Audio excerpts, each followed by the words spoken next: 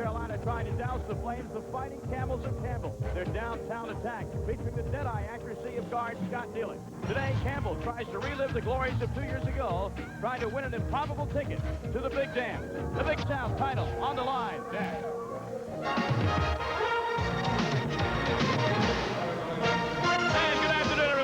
Live to the North Charleston Coliseum at Charleston, South Carolina, the championship game of the Big South Conference, the Flames of Liberty and the Fighting Camels of Campbell University. I'm Tom Mees along with Joe Dees. Joe, they've been holding this tournament in this building since Friday. Let's take a look at how each of these teams got here by virtue of their semifinal wins on Saturday. Liberty beating #1 ranked Towson State, Campbell over Radford. Okay, let's start with the Flames. They've never been to the tournament before. They're primarily a guard-oriented team, Liberty. Guard Matt Hildebrand is the leading scorer for this Campbell team. He's a guy that can really play. 12 assists in the tournament. He's played extremely hard. He has found other ways to lead his team into today's championship game. For the Camels at Campbell University, they enjoy the distinct size advantage. Remember, they went to the tournament 2 years ago. They're used to this pressure, and they have the size today. Well, Joe Spinks is the player of the year in the conference this year. He's a guy that Coach Billy Lee calls a Scottie Pippen-type player. He can go inside, score in the post, step out on the floor, and hit the perimeter jump shot. He's a guy that makes everybody around him better. So there you have it. You have Campbell, you have Liberty, a team that's been to the NCAA, one trying to get there for the first time. Not UCLA, not Kentucky or LSU, but these two teams played twice this year with 5 points or less, both games. What'll happen today? Stay with us. ESPN's Championship Week is brought to you by Hyatt Hotels and Resorts. Hyatt, we've thought of everything. By State Farm Insurance. Like a good neighbor, State Farm is there. And by the great taste of Diet Pepsi. You've got the right one, baby.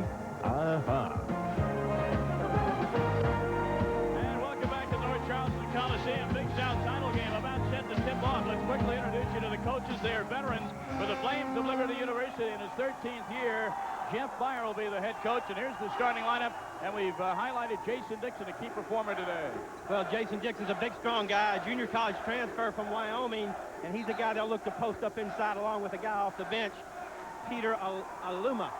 And there is a look at Jeff Meyer, the head coach for the Fighting Camels of Campbell, is Billy Lee. There's Jeff Meyer, his record in his 13th year at Liberty University. Campbell's starting lineup, Scott Neely, who we featured from the three-point land, but don't forget about Joe Spinks, the player of the year in the conference. Yeah, Scott Neely's a guy who had 32 points here in the semifinal game on Saturday, and he's a three-point specialist. He made 7 three-point shots in the semifinal game, and there you see Billy Lee in his 9th year here at Campbell.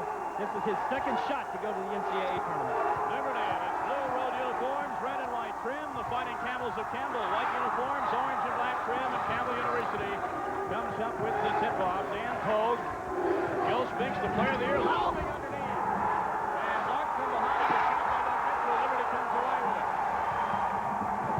Jody Chapman took it down for the Flames of Liberty. This is Chapman, top of the key. Tom, you can see right off the bat, both teams are starting an aggressive man-to-man defense. And we got an offensive foul right off the bat. Offensive foul on the Flames of Liberty. Now, most of the crowd here today is from Lynchburg, Virginia, that area. There's good reason why. The students carry forward. You get down here to the tournament, and you get a ticket stub, bring it back to campus, and I'll let you cut class for one day. That's a true story. So no wonder so many of the Liberty students are down here. And they are riled up. They're on the other side of the floor opposite us, and they are on their feet and into this ball game. Fighting Camels of Campbell from Louis Creek, North Carolina. They're very proud of the fact they have no stoplights in their town. At 35 miles south side of Raleigh, North Carolina. They had a big win against NC State on the road this year. They really did. Campbell won at NC State and at South Carolina this year. 2 monumental wins for this program. Long shot put up by Neely. It was pretty good from three-point range. Here's a rebound by Doug Mitchell. And has it stolen away. So no score yet. Chris Coomer came up and forced that turnover. Are they going to have a foul? I'll tell you, Tom, the crowd's so loud we can't hear who the official called the foul on. Doug Mitchell, yeah. Doug Mitchell got the foul. Very aggressive to start. Both teams very physical. Really hyped up for this game. The emotions are running high early on.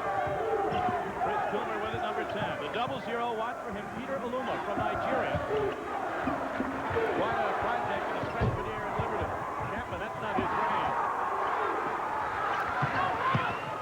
Chapman, that's more his range, but he misses the dunk. These two teams may be a bit nervous early on.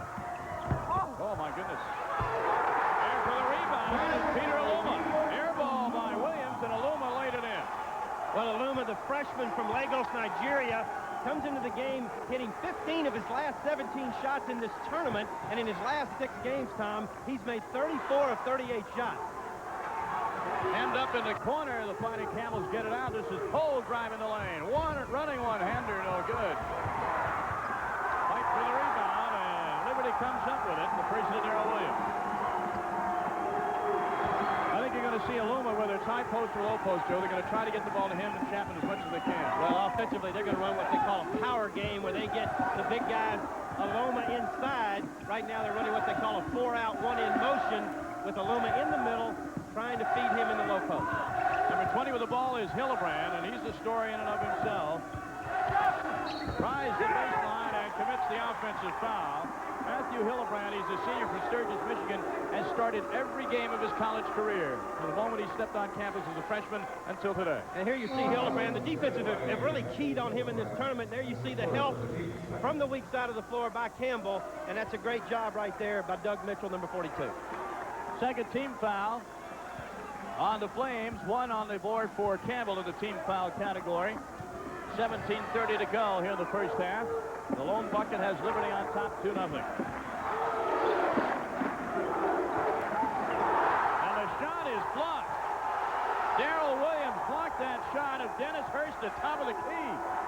One thing you're going to see with Liberty, Tom, is a very aggressive defense. There you see it almost steal by Williams. They play the passing lanes, very aggressive in their defense. Hicks throws up a rush shot, and that's rebounded easily. Both teams obviously very nervous, very jittery, rushing their offense right now. The crowd has got them hyped up, and they just need to settle down. Three-pointer off the back of the rim by Williams. And out of bounds, it'll remain Liberty basketball. Let's tell people right now, these teams in the Big South, they just don't get on TV very much. This is a big deal for them. Well, it really is. And Billy Lee in his pregame shoot-around this morning, I thought had an interesting comment. He said, guys, this is a very important game. We're on national TV, conference championship, and so forth. But this isn't nuclear war. Yeah. Let's don't get too excited, and let's make sure we keep it in perspective. And I think he's trying to calm his kids down right now. Here was the entry pass to Aluma. He's a tough customer to stop down there. That was easy, wasn't it? Excellent job of the step-in by Aluma on the weak side of the low post, and he got the good feed and took it to the basket on a power move. He's a very impressive physical specimen out there, Aluma. 6'10" from Lagos, Nigeria. 4-0 Liberty. Tough man-to-man defense by Liberty. They're very aggressive in it, trying to deny passing lanes and run the Campbell offense out of their offense. Campbell tries to run a motion offense, 5-man, getting the ball inside, as you see here. Another missed shot from in close by Doug Mitchell. One thing we ought to tell you about Joe Spinks, Campbell, and the Big South Player of the Year, he has a heavily taped right ankle. He sprained a little while ago. He is not 100%. Going to the hoop and drawing the foul is Jason Dixon. He ends up on the floor, and when we come back, he'll be shooting too, and we'll stay right here with 15:52 to go here in the first half. Well, Tom, the advantage that Liberty has over Campbell, obviously, is size advantage. Jason Dixon, as you see right there on the line, is 6'9", about 225 pounds. He's a junior college transfer from Eastern Wyoming in Eastern Wyoming Junior College. Coached by Bob Davis out there, an outstanding coach. And then the other big guy inside, Peter Aluma, at 6'10", a freshman. They give Liberty a lot of size and strength, and they'll cause Campbell a lot of problems defensively today. All free throws are good. 6 for Liberty, and 0-0 for Campbell. The Camels have to find a way to get on the board. Timeout on the floor. Back in a moment. Our score, Liberty looking good early on. Campbell still looking for their first points in the championship game. Later tonight, championship week continues. The MAC final from Albany, New York. Loyola Maryland, what a story they've been, as Dick Vitale told us in the pregame, against the Jaspers of Manhattan. The Missouri Valley final, Northern Iowa, and the Southern Illinois Salukis at 9:30 Eastern. And the West Coast Conference, San Diego against Pepperdine at midnight Eastern, 9 Pacific time tonight. Championship week rolls on. And we take a look at the field goal percentage. You can't get much lower than 0-0, can you, for Campbell? What's the matter with their offense, Joe? Well, they're just a little out of sync, but let's credit the Liberty defense. As you can see, they're very aggressive. They've got an extended man-to-man, a lot of pressure on the ball, trying to deny passing lanes, and they're causing Campbell a lot of problems with their pressure. Hogue at the top of the key.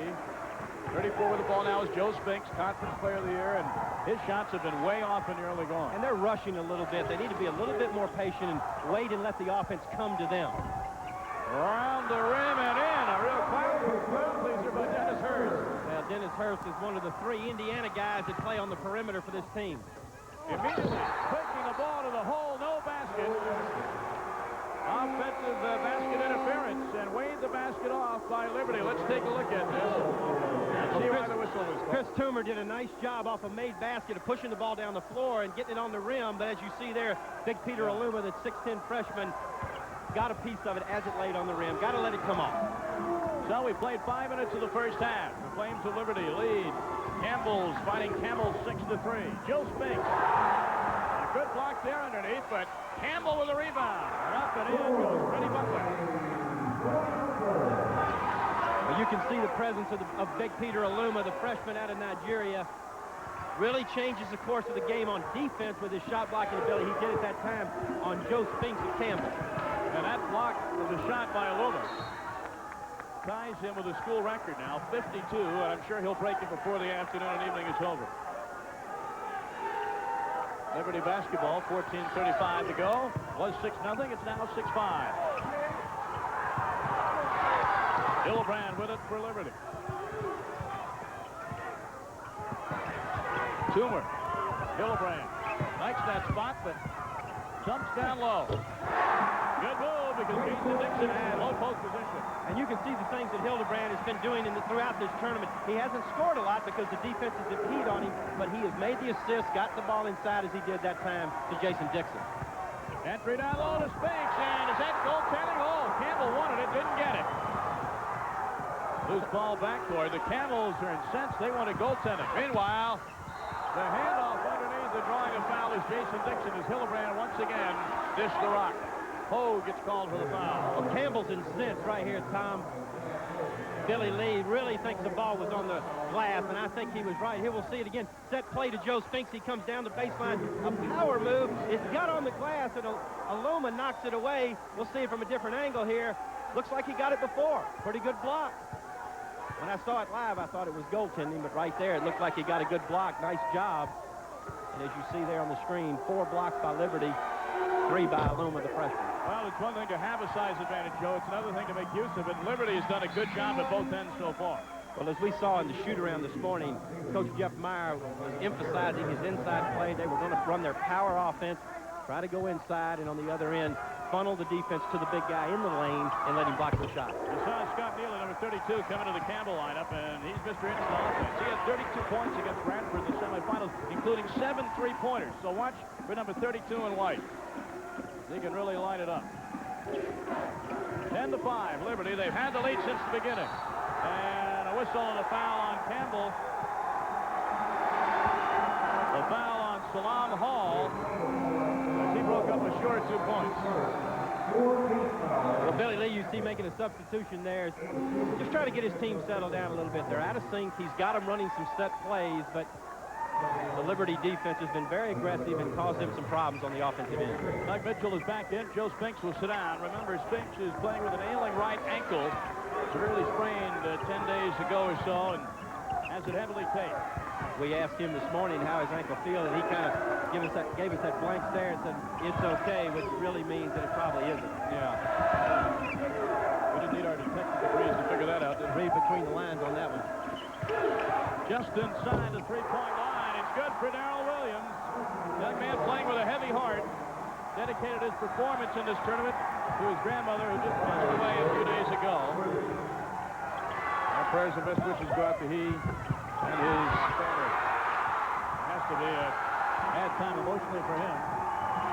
There he is with the basketball now. Toomer has it now. 12-5 lead, biggest of the game for the Flames of Liberty. On the offensive side here, Tom, you can see how spread out Liberty is in their offense. They're running 4 offensive guys on the perimeter, trying to isolate Aluma inside in what we call a 4-out, 1 in motion. Constant movement on the perimeter, trying to free up a passing lane or penetration right there. Toomer may have traveled. He had Danny Pogue in his face. Now they call a foul on Campbell. A blocking foul. And will not be the one who 1-on-1 situation of yet. It'll be inbounds to Liberty. Let's take a look at that. Pogue is right in Toomer's face here. Well, you can see the spread offense opens up penetrating drives. It's a loose ball, but Toomer alertly picks it up and nice to the basket and gets tripped there with his foot and drew the foul. Freddie Butler, the man guilty of the trip. Hildebrand will inbound for Liberty. Got to hurry. And Toomer picked up his pivot foot. The official right there, the referees worked both the Big South and the ACC conference working this game today. This is Billy Lee. Billy Lee in his 9th year at Campbell. He's done a tremendous job. 20 wins this year for the first time in Campbell history. And he won his 250th career game in the semifinals on Saturday night. Great career, great coaching. Funny guy, Billy Lee. Oh, very funny guy. Sense of humor. Joe Spinks back in the lineup, has it low post, control. The reason he did, he was fouled. A good job that time by the Campbell offense. They had a thing in their attack, and what they tried to do that time is isolate their inside guy, Joe Spinks, inside. Let's take a look at it. There you see Pogue, the assist leader for the Campbell team. Just a simple little odd pass, down low to Spinks, and he takes it right to the basket, draws a foul. Best thing to do against shot blockers is to attack them with the basketball. Spinks did at that time all alone. Spinks sinks the first of 2. It's a 12-6 game in favor of Liberty. 12:25 to go first half. Big South Championship game on the ESPN Championship Week. It's been a game of runs. 6-0 and 6-5 and 12-5, and now it's 12-7. Well, exactly. As you said, both teams are just a little bit tight. The crowd is really into this ball game. Most of the fans from Liberty coming down from Lynchburg, Virginia, they're real enthusiastic here this afternoon. Hildebrand, Brett Anthony, wide open, takes the 3, air ball. And here's it for the Campbell contention.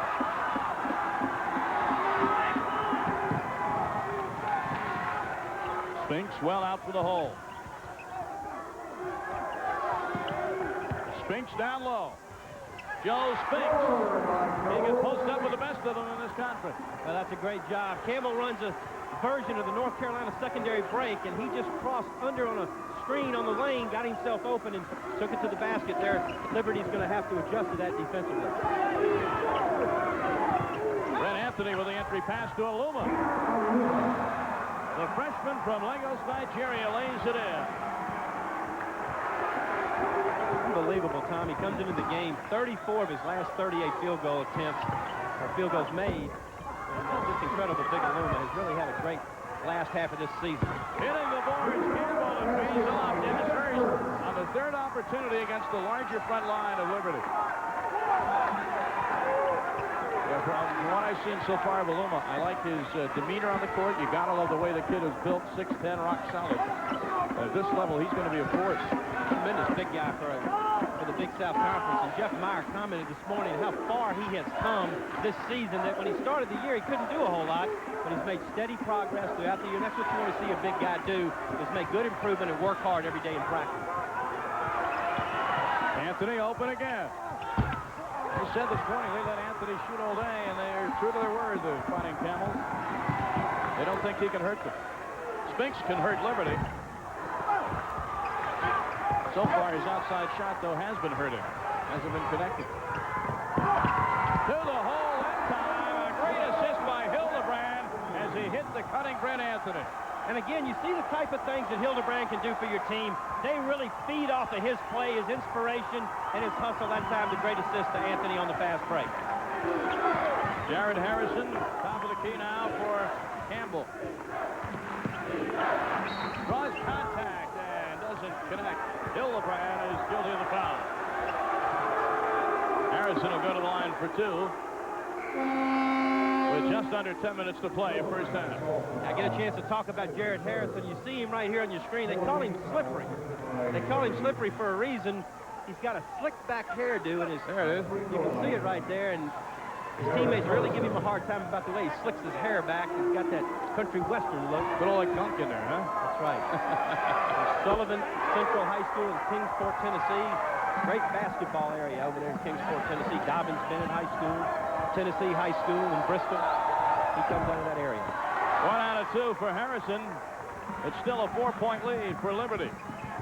Campbell comes in here as the 2nd seed. The Flames of Liberty, the 4th seed, or rather the 3rd seed in this Big South tournament.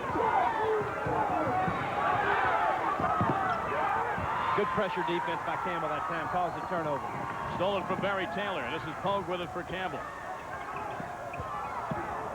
Mitchell, low post. Aluma the rebound, and nobody was going to keep him from getting that basketball.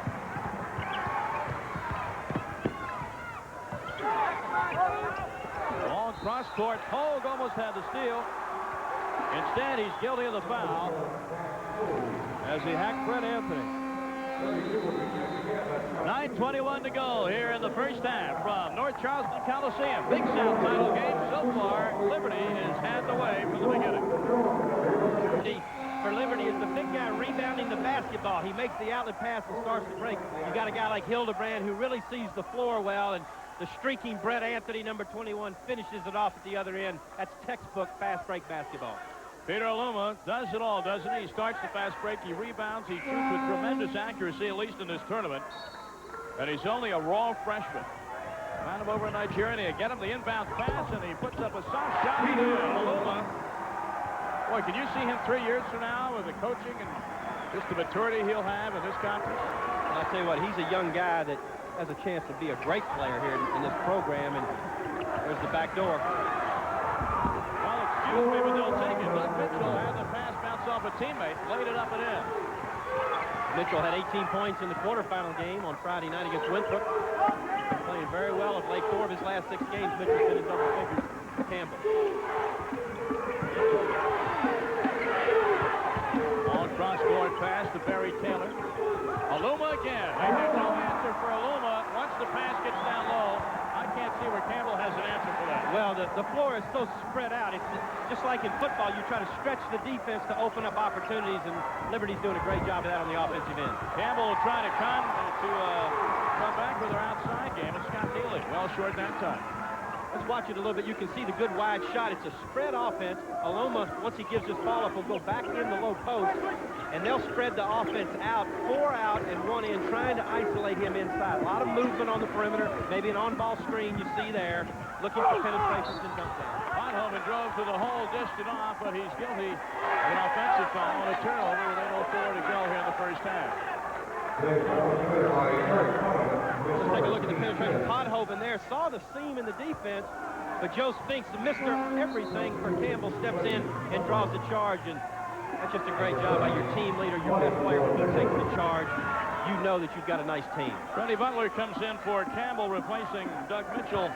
The Camels just simply have to shoot better, Joe. 4 out of 17, 24% is not going to get it done. No, it's not. They're going to run some set plays right now to try to isolate some of their key guys, Spinks and Neely. Neely hadn't really got off track. They've done a nice job defending him by Liberty. Spinks the baseline. Reverse layup won't go. 4 out of 18. And yet Campbell is still in this game, trailing only by 6. Again, it's Aluma. They surround him. Chapman rebound.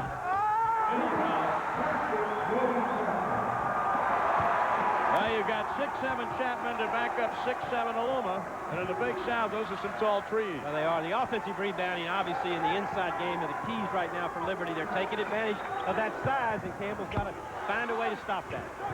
Long distance. No good for Spinks. Pogue. Back out. Three-pointer, no good again. I'll tell you, Campbell's just shooting terribly from the outside, but they'll get a rebound and put it back in to get back within 6. Scott Neely right there, normally the three-point threat. Campbell sneaks inside and gets the offensive putback. You can't get it on the perimeter, go inside and get the stick back. Nice headsy play by Mr. Neely. Pogue and Podhoven in each other's way. Now the switch, Brett Anthony with it for Liberty. Shot clock down to 10. Aluma. Off the glass very softly, but out of bounds. And out of bounds off Joe Spinks, who cannot believe it. Whistle sounds with 6:31 to go in the first half. We have a timeout on the floor. It's been all Liberty from the opening quarter tonight. 22 to 16, the Flames by 6. Back in a moment. ESPN ESPN, 12:30 Eastern, 9:30 a.m. Pacific time. Our men's selection special, 6:30 Eastern, 3:30 Pacific. Dick Vitale, of course, will have his say-so on that show, and it's always a great one when men's and women's fields will be selected Sunday, Joe. You can see the things that Liberty's trying to do. Go inside to Aluma. He puts up the shot, but here's the size advantage again. Chapman getting the offensive board and stick back, and that size advantage has really hurt Campbell so far in the first half, Tom. Certainly has. 6:31 to go in the first half. With Joe Dean, I'm Tom Mees. Championship week on ESPN continues with a Big South title game, and you can see Liberty has controlled the battle of the boards. They have, and they've done it throughout the tournament. 42-29 in the opener, and 36-29 in the win over Towson State, who was the #1 seed in this tournament. Liberty's done a great job on the boards throughout the tournament. Deep in the left corner, Toomer nails the three-pointer. That's a big shot for Liberty. Toomer, not normally a real good outside shooter. I know Jeff Meyer is very pleased to see that shot go in the basket. That's got to be a bonus in his eye. No question.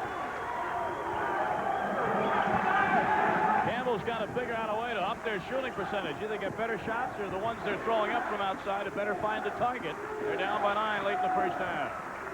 Trying to get Neely, number 32, open in their motion offense, but Eric Pothoven is all over him, not helping out at all, just playing chest-to-chest, blue defense on Neely. Spinks drives, tough shot, got it up at the buzzer. Campbell with a big rebound. Here's Neely for three. Hard after the Spinks, and he stepped on the end line. Turnover. Campbell just can't get the ball to go in the basket. Neely normally is a tremendous outside shooter. He's just not getting a lot of good looks. And when you finally get open, you have a tendency to press a little bit, which he did right there. Comes into the game averaging 48% from three-point range, which is #1 in the Big South Conference.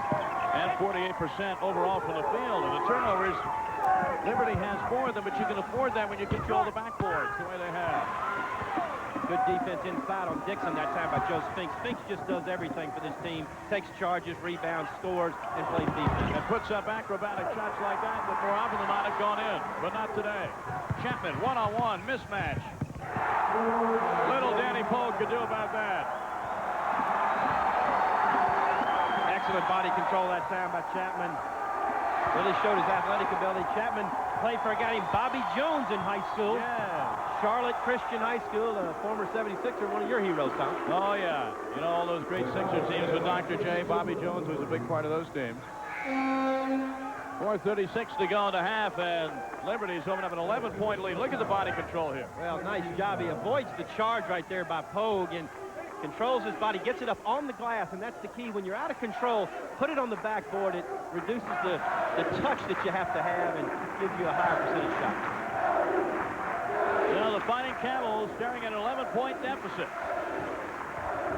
I'm going to credit the Liberty crowd a little bit for disrupting Campbell. I think the crowd has really had an effect on Campbell, causing them to rush their shots a little bit and play out of sync. Makes another long-distance shot, no good.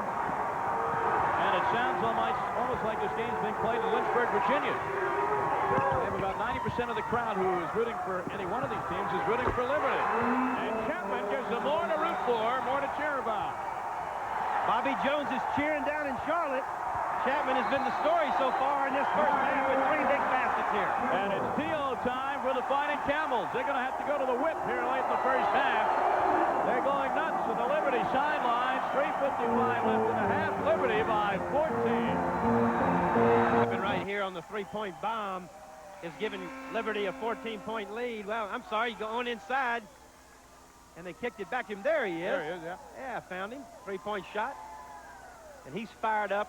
The Liberty crowd's fired up. 14-point lead. These folks here are excited. And we're going to get fired up for the Reebok halftime report coming up as soon as we're through our business here in the first half from the North Charleston Coliseum. Scores and highlights. Questions surrounding a recent Arizona State game. We'll delve into that. And Dick Vitale will be there with his #1 and #2 seeds in the regions around the country, who he thinks will be the top dogs when the selection is made official next weekend. Another missed shot by Campbell in close. Joe, they're just having a terrible shooting day, the Camels. They really are. Billy Lee set that play up out of the timeout. Nice piece of coaching. A little back screen for Joe Spinks, trying to get him the lob and an easy basket. Just trying to get his team an easy shot so they can get some offense going and build some confidence. The Flames of Liberty have never qualified for an NCAA tournament. The program itself is only 20 years old. They started in the NAIA, and Jeff Meyer's taken them from the NAIA to NCAA Division I and maybe a ticket to the Final 64, the NCAA tournament. We'll have to wait and see. A lot can happen between now and the end of the game. 3 minutes to go in the half.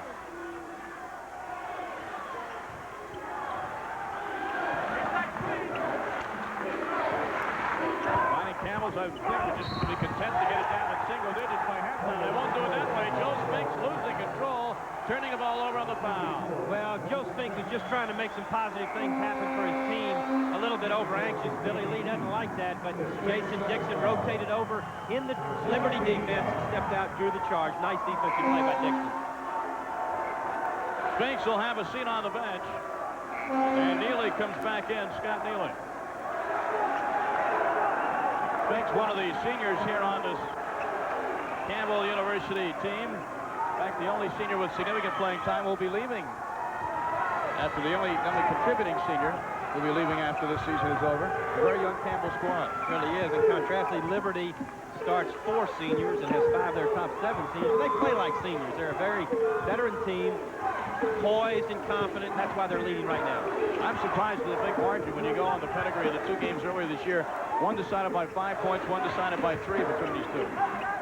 You get into tournament play and you're on a foreign court, a big arena like this, anything can happen. Big Aluma. I tell you, you get it down low in this game to Peter Aluma, you can kiss it goodbye. And I tell you, he plays textbook low post fundamental play. He steps in strong into the low post, catches the ball, and power move to the goal, really does a nice job. They've doubled the score on the Fighting Camels of the Flames at 32-16. Who'd have thought that? Hogue finally buries it over the top of the key. Hogue with 202 assists on the season, leads the Big South Conference. He's part of that Hoosier connection that plays the perimeter for this Campbell team. Hogue and Neely and Hurst. Meanwhile, Jason Dixon answers for Liberty. Nothing but the net, or as Dan Patrick would say, the bottom of the net. Good. Oh, he's out of control. 3-point shot on the wing, air ball. Jamie Lee hearing it from the Liberty faithful. Liberty so confident. Quickly up court. Nailing the 3-pointer is Darrell Williams, and everything's dropping. And I think you made the key point, Tom. This team just looks so confident. The shots are falling. They're playing aggressive defense. Everything going right. They just feel better about themselves than Campbell, who's really pressing. And just launching one out of desperation on the other end. Number 12, Harrison, didn't come close. Just a big contrast to the way these 2 teams are handling the pressure of this championship game. Hogue telling his teammates, calm down. Travel on Liberty, one of the few mistakes they made in the first half. Under a minute to play here. It's 37-18 as Chapman comes back in. Well, I had a game a couple of weeks ago. Xavier and Evansville was a 22-point game at halftime. Ended up going down to the wire, so this one is far from over. Anything can happen. Who will ever forget the Kentucky-LSU game in Baton Rouge a few weeks ago? Unbelievable. 31-point deficit. Kentucky comes back and wins in Baton Rouge. I know folks in Baton Rouge will never forget it for the wrong reasons, right? That's exactly right. I have to admit, even I turned that one off. I thought it was over. Toomer comes up with a turnover, and he is fouled. Doug Mitchell says, hey, we can't catch a break here in the first half. But credit the Liberty defense. Well, Liberty's defense has definitely done the job. Very aggressive, quick hands inside, and they knocked it away that time. Here you see the replay. Pogue trying to make something happen on the penetration, and he looks inside to Mitchell. Look at the 4 blue shirts surrounding him. Just swarming defense, and they take the ball away. Nice defensive job by number 10, Toomer, who's going to the foul line. You know what I like about Toomer? He got knocked on his can early in that bit of action we saw there. Got up off the floor and ended up making the steal, and he'll, I was going to say, reap the rewards from the foul line. Well, at least he got a little rest. Hogue finds the open man. Under 20 seconds to go in the half. And a rare jump shot is good. Dennis Hurst puts it in. And you can see the Liberty defense right there running at Hurst at the 3-point line. Forced him to take a dribble inside the line and only make it 2. Nice defense. Time running down. Long distance, no good. Can Campbell launch one at the buzzer? Good if it goes. It's just short. A lot of work to do for the Fighting Camels studios in Campbell for Liberty. Their fans are celebrating now, but will it be premature? At halftime of the Big South Tournament Final, it is all Liberty. 37 for the Flames, 20 for the Fighting Camels. Now let's go back to our studios and Chris Fowler. Chris?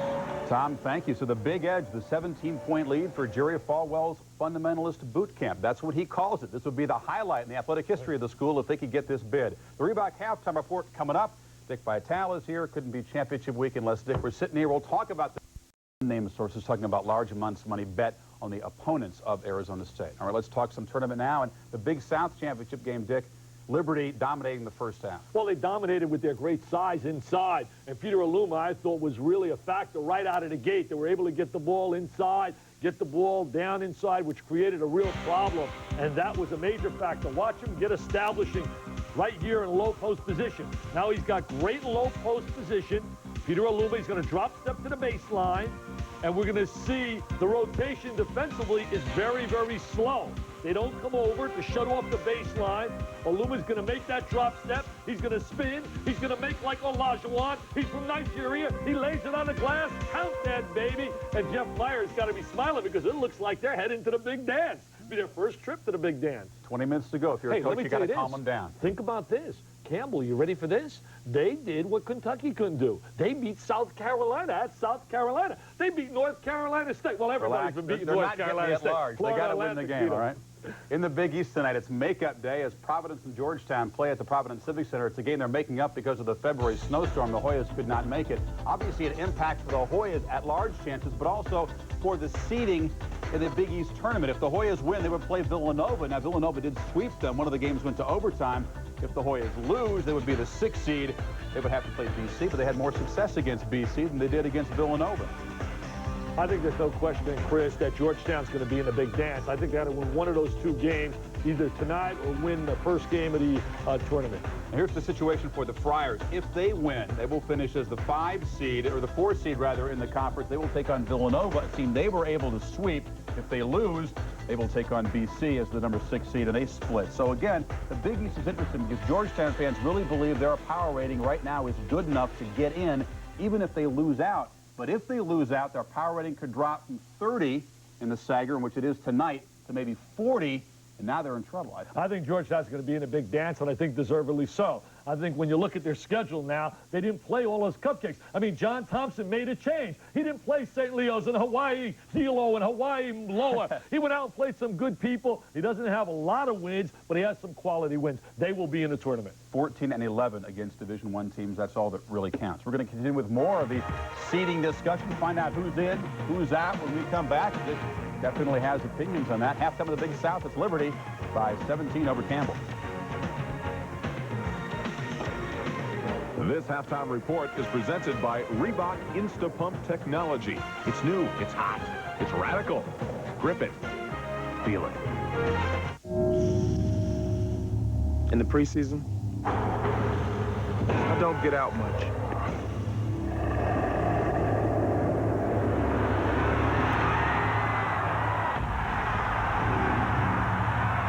But come spring,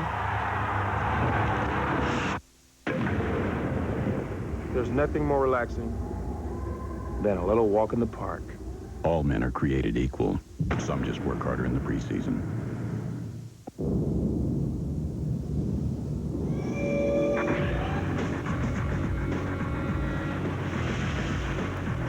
Crack open a smoother, better draft. Ice Draft from Budweiser. It's ice brewed, chilled to below freezing, then cold filtered. From now on, a cold draft just isn't cool enough. Ask for Ice Draft, only from Budweiser. You probably have a good idea of what to do with old tires. But when you need new ones, no matter what you drive, it's a good idea to go to Pep Boys.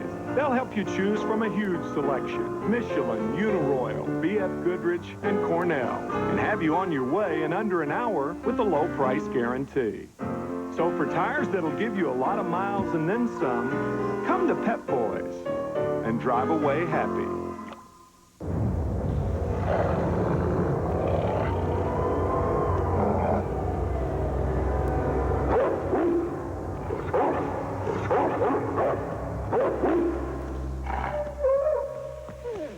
The Honda V4 Magna. Nothing's meaner. And right now, nothing's hotter during Honda's red-hot deal days at your participating Honda dealer. But hurry, it ends April 30th. We continue in the Reebok halftime report, the first of 4 games set on ESPN. Each one will carry with it an automatic bid. Now, Dick, you mentioned in the open the losses by Murray State in their conference tournament before getting to the championship game. Also Tulsa, the annual argument, the power conference versus the little guys. Well, you know, the mega conferences are certainly going to dominate. They're going to absolutely dominate all the bids, the at-large bids. When you talk about the mega conferences, we know for a fact, for example, the Big Ten is going to get at least 6 berths. Take a look right up here. Well, we got 5 at-large because 1 is the automatic berth, and there's a possibility of 7 in that conference if Wisconsin could win out in their last 2 games. The ACC's got a sure 5. I think they could even have 6 possible teams. But we're saying there 2 out of 3 from Virginia, Maryland, and Georgia Tech. And right down the line, just look at the numbers, Chris. I mean, it's just incredible that the big conferences dominate. Well, you say the big squeeze. That's because that everybody else, that doesn't include an extra team from the Atlantic 10. You're going to get one, obviously, either Temple or UMass, whoever doesn't win the tournament, and possibly George Washington.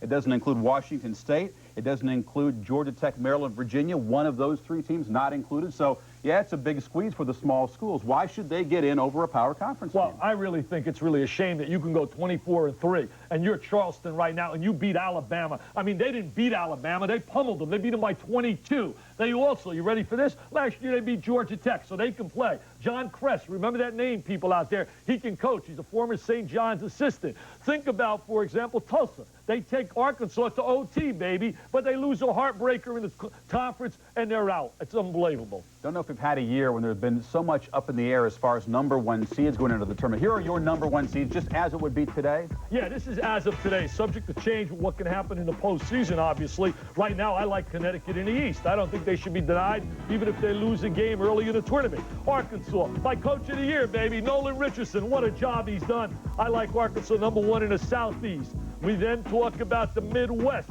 Missouri, let's salute Norm Stewart. You go undefeated. Are you kidding me? Round robin in a big conference, the Big 8, they deserve a #1 seed. Out in the West, I'm putting Duke today. But wait a minute now. If Duke loses 3 times to North Carolina, if the Tar Heels beat them the 3rd time, put the Tar Heels there and possibly watch out for Purdue. If Purdue can win out and beat Illinois and win the Big Ten, they might sneak in for a #1 if Duke and North Carolina lose early. They don't give me enough time. These are really say 3, 2, 1. Arizona deserves a 1 seed if they win out. We're going to come back Arizona. The Big South Championship game. The second half is coming up. We'll say about the rest of the evening when we continue. Yeah, there'll be more. We'll put 8 teams. We'll put 8 teams in seed #1. We'll have a little fun. Put 8 #1 seeds.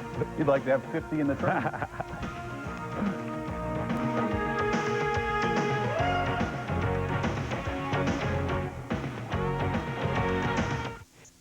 This is not a telephone. This could be the woman you've always wanted to date or the man you've always wanted to meet. This could be romance. You change it from a telephone into something magical when you talk to us. We're Matchmaker International. Good match, Gene. Send it out. I don't know why anyone would go to a bar to meet someone. It scares me. Matchmaker International is so much more effective. You're worth it, you deserve it, and we can do it. East Tennessee GMC Truck Dealers offers Sonoma the way you want it. Sonoma, new inside and out from $91.95. Redesigned chassis, larger interior, car-like ride, anti-lock brakes, side door guard beams. Yours now from $91.95. Or get this sharp Sonoma Club Coupe with extended cab, rear jump seats, reclining front buckets, and red lettered rally wheels. Get Sonoma the way you want it today at your East Tennessee GMC Truck Dealers. Championship week continues following Sports Center. The Metro Atlantic, Loyola against the defending champion Jaspers. The Salukis swept Northern Iowa in the regular season. Then, following Sports Center at midnight Eastern time, San Diego. Gulls upset the top seed Gonzaga in the semifinals. They will take on Pepperdine in the championship week. Automatic bids at stake in all 3 of those games.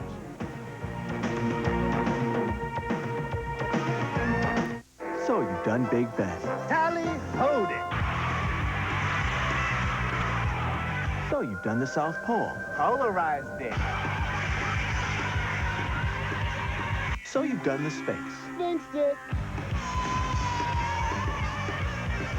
But have you done the do? See, you've never done nothing till you do the full tilt taste of Diet Dew. Drink it. Down and shoot it. Think you're ready for the new La Quinta Inns? When you walk in, you experience a beautiful focal point of a bas-relief fountain on the wall of cast stone with a lion head spewing water. That's an architect's description for sure. Architectural statement. When you enter the La Quinta lobby, you're going to get a sense of some different zones. Zones? You're going to have the business zone. I'd probably like to have that fountain. And the dining zone is for, of course, the continental breakfast. The new La Quinta. You're not staying at a hotel. You're staying with us. I'd like to take this lobby and stick it in my living room.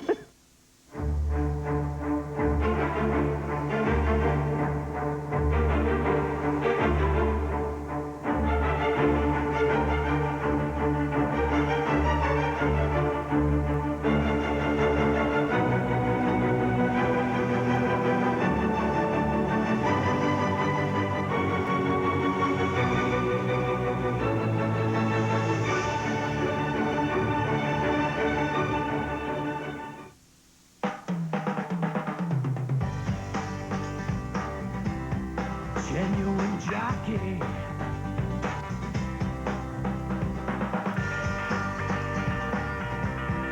Genuine jockey, yeah.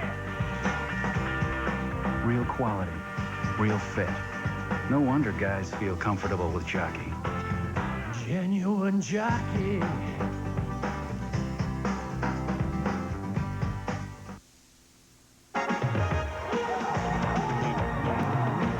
ESPN's Championship Week is brought to you by Isuzu, makers of incredible four-wheel drives, and by Payne Weber.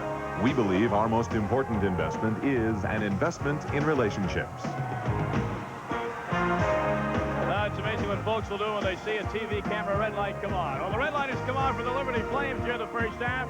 It's been all Liberty, 37-20. That's our halftime score. A lot of work for the Fighting Camels of Campbell to do. Hello, everyone. Tom Mees along with Joe Dean again from Charleston, South Carolina. Joe, lots of times statistics are misleading. You look at the stats from this game, though, they tell a hard, honest truth.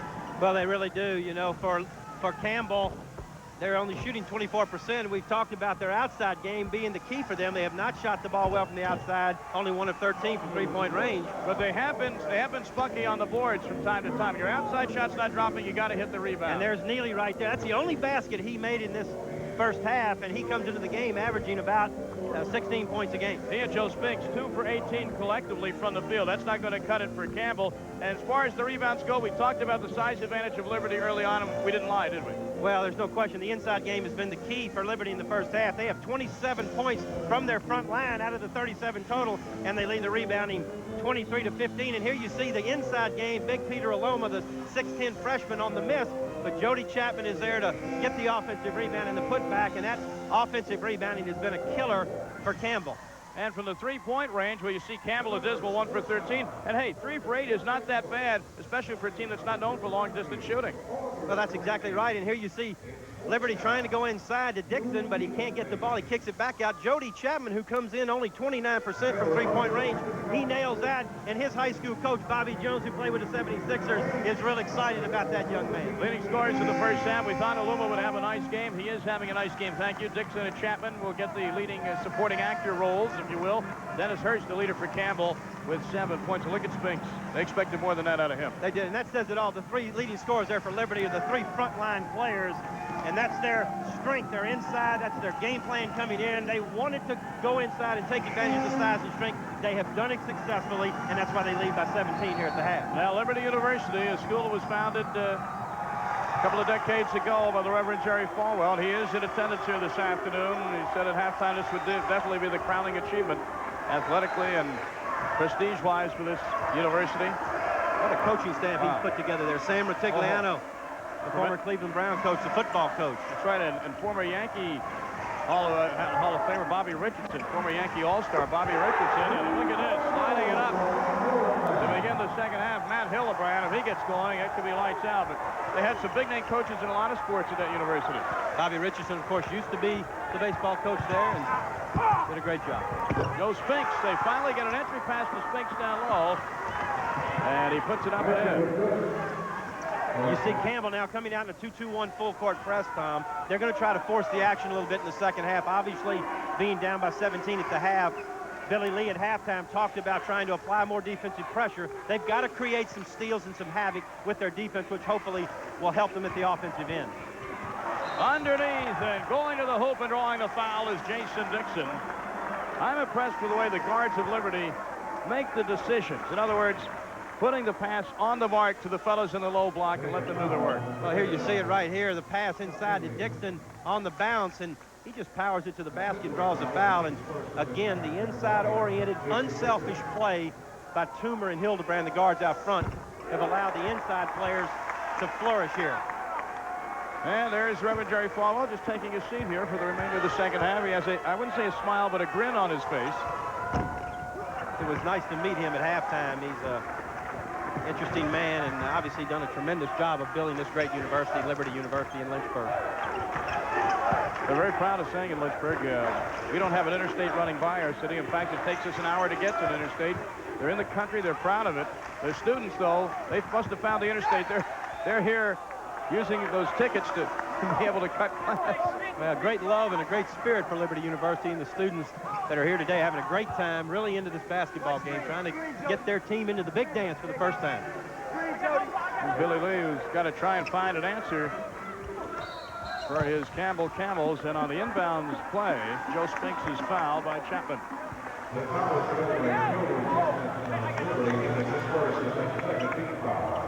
First foul on Chapman, and there's Billy Lee, he's really good with the one-liners, isn't he, Joe? He really is. He talked about Jared Harrison, the backup point guard from Tennessee. He said, you know, he's so skinny, he could tread water in a garden hose. You know what? He's not too far from wrong. However, I don't think he's in a very jovial mood now. His team is down big time by 19 and committing a turnover here in the early stages of the second half. A little bit of pressure now in the backcourt by Campbell. Again, it's a soft 2-2-1 zone trap. Trying to force some turnovers. Coming back into a man-to-man out of the zone trap. Left wing shot by Darrell Williams, no good. Campbell the rebound. If you're a coach in this situation, you know you have to win to keep on going in your season. Do you make changes in your game plan earlier than you normally would? Well, I think you obviously have to when you're down by 19 points. And the number one thing you got to do is start shooting some three-point shots. What a pass by Toomer to Chapman. And what a block by Spinks on Chapman.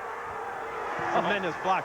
Spinks is a competitor. Billy Lee called him the most competitive player he's ever coached, and he's got a mean look on his face right now. He's not feeling very good about the way his team's played, and he's trying to get his team back in the game.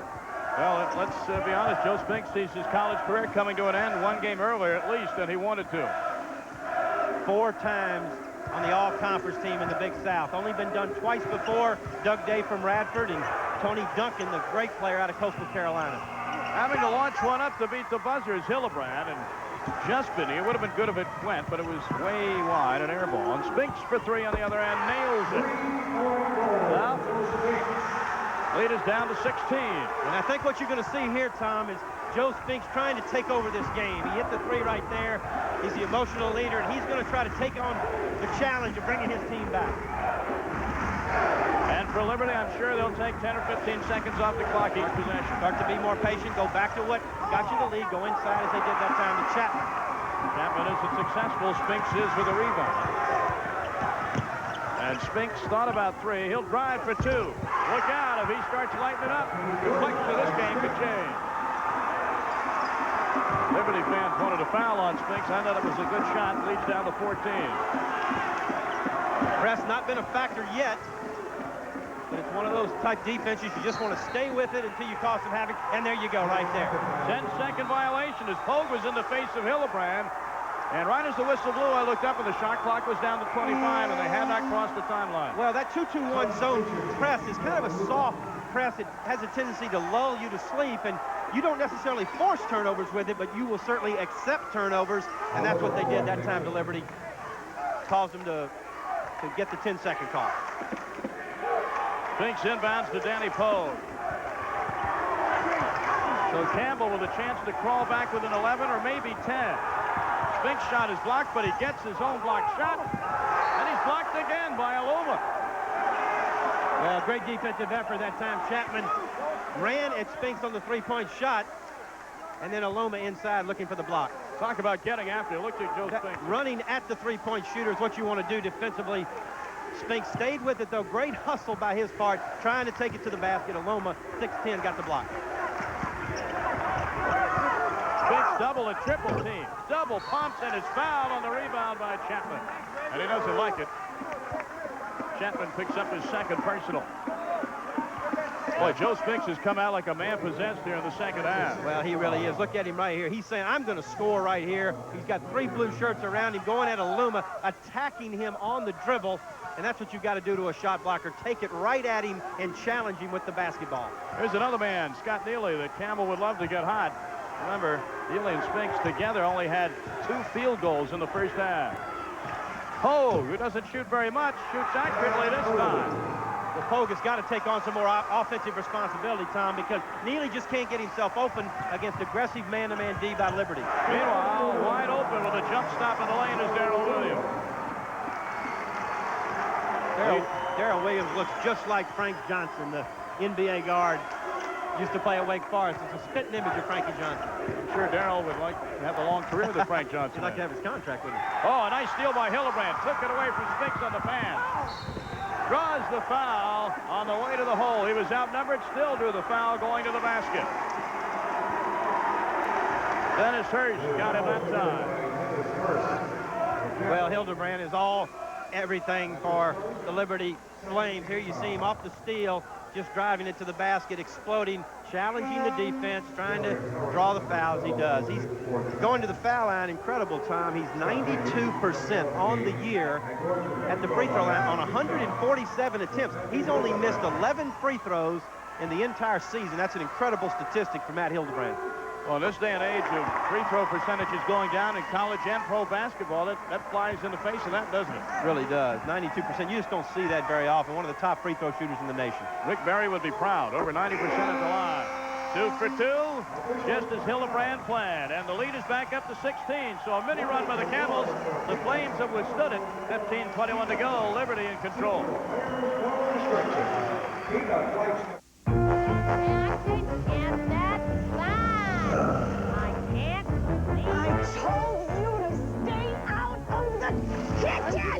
Isn't it strange that people spend 5 days a week trapped inside an office, only to spend their weekends trapped inside a fence? Presenting the 1994 24-valve 175 horsepower rodeo. It can take you where you won't feel boxed in. Isuzu, practically amazing. For years, I never even thought about it. Guess I just didn't want to face things.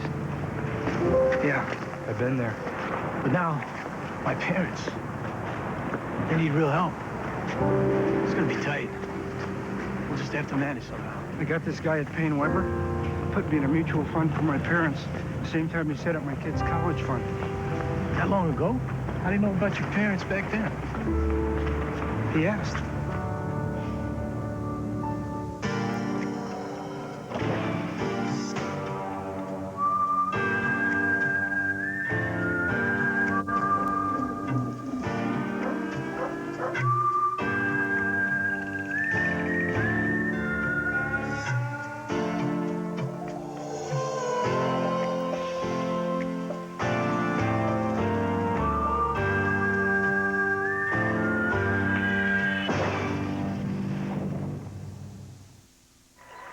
Live from Charleston, South Carolina, championship week continues here in the Big South final. Liberty in control now. Tomorrow night continues as well. The finals of the Mid-Continent Conference at 7:30 Eastern. The Sun Belt Conference final. The Raging Cajuns against the Hilltoppers. And at 9:30 Eastern time, Wednesday night, the Midwestern Collegiate Conference. No automatic bid in that conference, but look for the conference tournament winner, especially if it's Xavier Evansville, to have a shot to make the NCAA. But no automatic bid in the MCC this year. Play back on, and the Fighting Camels of Campbell have their work cut out. With Joe Dean, I'm Tom Mees. A 16-point deficit for the young men from Bowie's Creek, North Carolina. And Liberty has gone to a zone and chaser here defensively, Tom.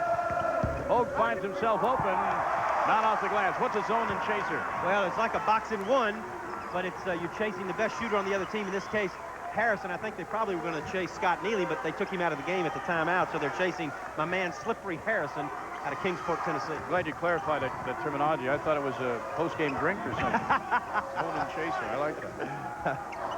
I think I'll try that after the game, though. Just kidding. Just kidding. Now Hildebrand, top of the key. Finally launches a three, in and out. And the slippery one, Jared Harrison gets the rebound.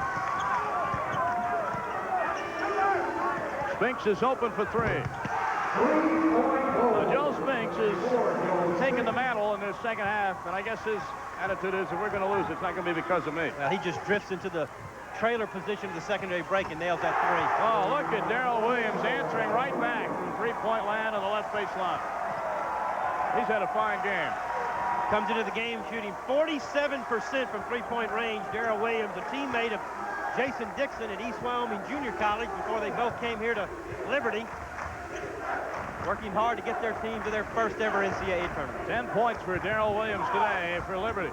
Spinks drives baseline. Rebound by Jody Chapman. Spinks is really just trying to do it all himself. Maybe trying to do a little bit too much. Got to get some of the other guys involved to make a comeback. You can't do it all in one place, huh? Scott Neely has still been invisible in this second half. He's so invisible now he's on the bench. Can't do much from there. Spinks trying for the steal. He and Chapman are really getting to know each other.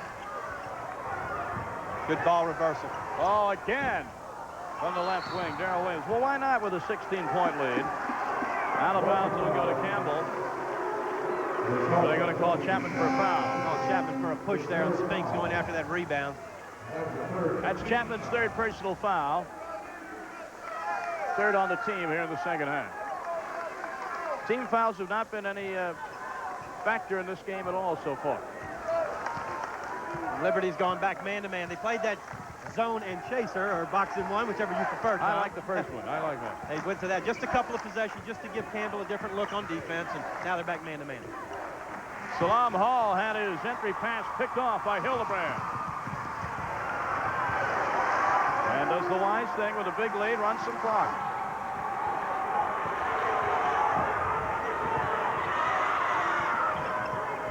Still 20 seconds on the shot clock, and Jared Harrison, boy, with 12:43 to go, you feel you have to foul. That's a tough spot. Well, it is, and really they don't have to do that. 12:43 is a lot of time. 16 points can go quickly. You know, that's only 5 or 6 three-point shots, really. So they just need to kind of stay in their game plan, not get over anxious, and try to do it one play at a time. Chapman has the seat. Jason Dixon takes his place.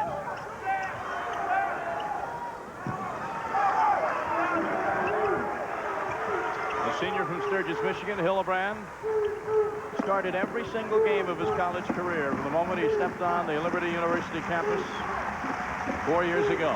Good patience right here by Jeff Meyer's team, running their offense, forcing Campbell to play defense. Toomer takes it. Rebound. Air ball that time by Darrell Williams. And a fight for possession. Campbell comes up with it. Nice hustle there by Campbell to gain possession. Jared Harrison was doing most of the work. Another three-pointer by Spinks. Lead is down to 13 with 11:50 to go. A lot of time left. 13 points is not a lot of points to be ahead right now, and Campbell stay with their game plan. They can get back in this game. Possible turnover here it is as Dixon steps on the end line, and Campbell will have a chance to further cut into that lead when we return. 11:40 to go, second half. Big South title game. Liberty on top of 13. Is that Michael? Yeah. Starts college next year. So's mine. When Mike told me the price of his first choice, I know what you mean. I got this broker at Payne Weber. She put me in a zero coupon to cover college. Huh. Well, when did she do that? It's got to be 10, 11 years. 10 years ago? How did she know that's what you needed? She asked. Is there such a thing as a lease that's fun? Well, if it's a lease on a new 1994 four-wheel drive Isuzu Rodeo, there is, because at just $269 a month, it makes enjoying the big-time fun of a rodeo really easy. And if you don't believe us, just look how much fun our lawyers had with it. Geez, guys, not that much fun. Ooh, come on. Offer not valid on Mars or other non-terrestrial sites. Sheesh, Isuzu, practically amazing. What they do is simple. So simple it would be easy to miss it altogether. But they're making a difference. You see, drunk driving fatalities are down 32% in the last 10 years. And fatalities from teen drunk driving are down 60%. So to everyone who checks an ID, offers to call a cab, or helps a customer know when to say when, we extend our thanks. By doing what's right, you are making things better. A message from Anheuser-Busch. Well, the 2-2-1 press by Campbell starting to help them get back into the game a little bit. It's a soft press, not really forcing turnovers, but accepting turnovers.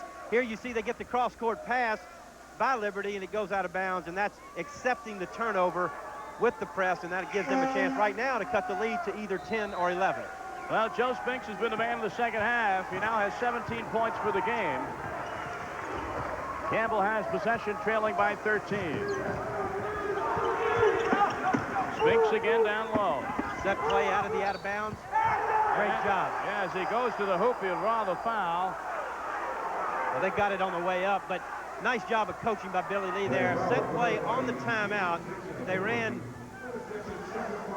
Spinks, missed the front part down on the baseline, got him the ball down low. Now he's isolated on Dixon, and he takes it right at the shot blocker right there and draws the foul. The foul there was on Dixon, as you'll see. Nice up and under move to take it to the basket. I think it was a good block by Aluma. It was. Good block by Aluma. And he really changes things in that paint for Liberty's defense. Of course, if you're Campbell, you're always going to try to beg the official for a little bit of slack there on that call, but I think if you look at it from an objective viewpoint, Aluma timed it just right. And as a result, Spinks gets 1 out of 2 from the line. So the lead is down to 12 for Liberty. They've led from the beginning. A little bit different press that time, more of a diamond press with a one-man point front, trying to trap a little quicker in the backcourt. Campbell's turning up their defensive pressure. Number 10 with it is Toomer. Chris Toomer, former player of the year in the state of Alaska. That's right, friends, Alaska. He's in Lynchburg, Virginia, and a whistle and a turnover against Liberty. That's exactly right. And Toomer's the young man, the player of the year in Alaska. There's Jason Dixon there. But Toomer was recruited by Randy Dunton, who's the assistant at Liberty. He actually coached Toomer in high school in Alaska. The foul right there on Dixon was a push-off foul, trying to get position inside. And that's the third personal on Dixon, so he'll take a seat. Chapman comes back in for him. All right, the Fighting Camels with a chance to draw within 10 or maybe as close as 9. Spinks is loose down low. It's good, and he is fouled. Great pass by Pogue, the assist leader in the Big South. No foul. I understand they were going to call goaltending. They called the goaltending there on the shot, but Pogue did a great job of getting the ball inside on the lob to Spinks, and Spinks looks like a man possessed here in the second half, doing a super job. I apologize for that. I heard the whistle and I saw the ball go in unimpeded. I thought it was a foul, but it would have been goaltending had it not gone in. The lead is down to 10 for Liberty. And momentum starting to change a little bit. Old Mo. Could he be wearing a white, orange, and black uniform now? A lifetime left. Still 10 minutes and 30 seconds to go in the second half.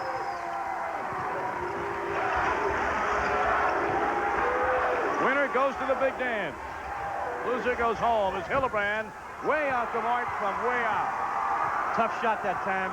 Campbell got the shot they wanted, and they have a chance now to get into single digits. Neely, if he ever gets hot, Campbell will be in business. Salam Hall has his pocket picked by Toomer, and Toomer is called for the foul. Or is Hall called for the foul? Let's see. Billy Lee's incensed. Off goes the coat. He may have drawn a technical. We'll have to wait to see how they sort this out. Well, I believe they called a foul on Salam Hall, number 4. And Billy Lee took the jacket off and kind of threw it toward the ground, and that got him the technical foul right there. There's certain things the officials will not let you do, and that's one of them. I'll tell you, I thought with a naked eye that Campbell should have gotten the benefit of that call, and they did not. And a technical foul has been called. Wow, this could hurt, because going to the line for Liberty is Matthew Hildebrand, and he'll get 2 on the technical. These are just about automatic. I usually jinx them when we do that. Hildebrand, 92% on the year. Tremendous foul shooter. Great form and rotation on his ball. So instead of a 10-point lead, it's a 12-point lead, and If you're Campbell, the other guy's got possession. That's a key point to remember in this game. Really is. That could be a turning point in the game, but it also could get Campbell fired up. And they've really turned their defense up, and they look much better right now, Tom. Much more intense, much more confidence in their play. Toomer from long distance. Well, the three-point shot plus the 2 from the technical, a 5-point play for Liberty. And really could be a 7-point swing because it's 2 that Campbell didn't get and 5 that Liberty did on the other end. Oh, those technical fouls. Neely, he can't buy a basket in this game. And on the rebound, a foul against Campbell. So it's all fallen apart for the Camels in the space of the last minute of play.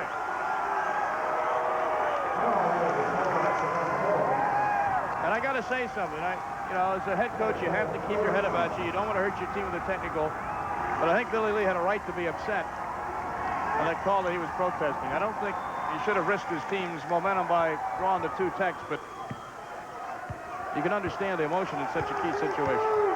Well, that's exactly right. And as a coach, you know, I feel like in a game like this, you really got to do something radical to get a technical foul. I didn't think Billy Lee really did that much. And maybe couldn't have drawn a warning first, give him another chance. But the official didn't see it that way and called the tip. Williams. Chapman. Great job by Chapman. Great tip back on the rebound. And stepping on the sideline is Toomer. So turnover to Campbell. 15-point lead for Liberty. What was 10 points about a minute ago.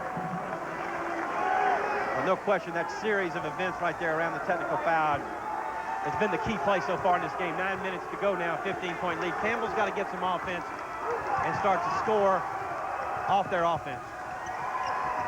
Hogue has to make a decision. Gives it to Spinks, who's double-teamed and still throws it up. Nice rebound underneath. They continue to hit the boards. It'll remain Campbell ball. Freddie Butler did a nice job keeping the ball alive on the glass. Campbell really trying to rush everything in their offense, trying to make it all up on one play. And every time Spinks catches the ball, he's got 2 guys on him, but he's going to try to shoot it, trying to bring the team back by himself. And Butler, you see on the offensive rebound, got the foul. Hogue to inbound. Neely open. Way off on a short jumper, but he'll draw the foul. Well, Scott Neely, junior out of Granger, Indiana, picked a fine day to have a bad shooting day. He really, I feel sorry for the youngster. He's a good shooter, Joe, but he just can't buy a hoop today. Well, he really did. He had 32 points in the semifinal, as we mentioned earlier. He hit 11 of 14 in their semifinal victory the other night. And just a little bit tight here today. The defensive pressure, especially by Toomer and Pothoven, have been key from the Liberty standpoint and caused Neely to take a lot of bad shots.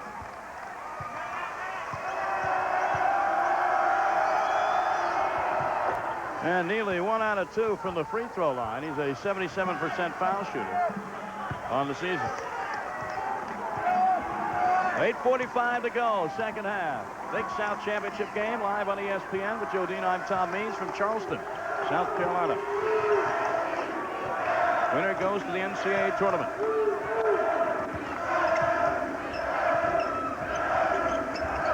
Darrell Williams of Liberty University. Flames looking for their first ever NCAA bid.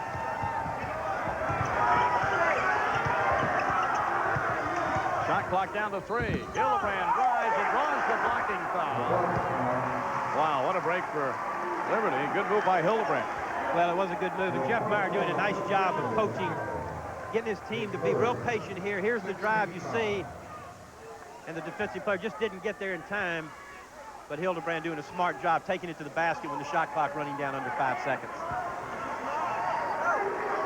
Foul that time on Doug Mitchell. That's his 3rd personal. 6 team fouls on each club. And a nice job by Poe, just flat out stealing the inbounds play. Great job playing the passing lane on the inbounds. Nice steal.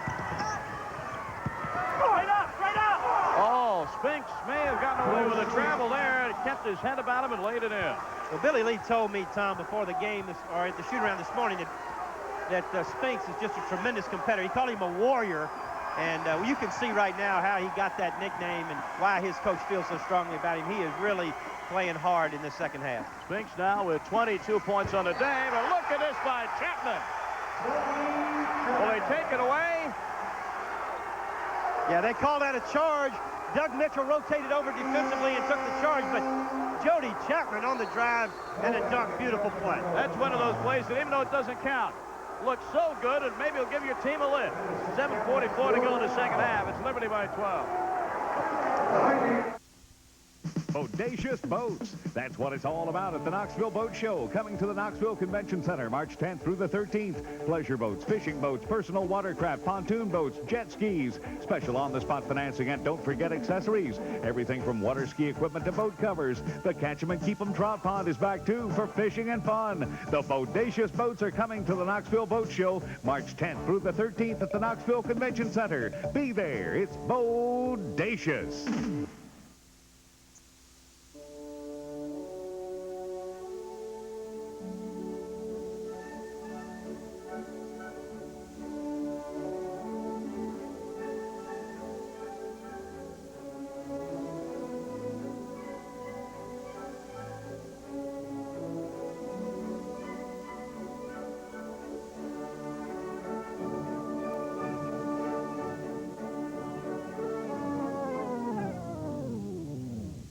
When you have a goal, when you have a dream, and when you have a belief, and you throw in that concept of never stop believing and loving in each other, and you can accomplish miracles.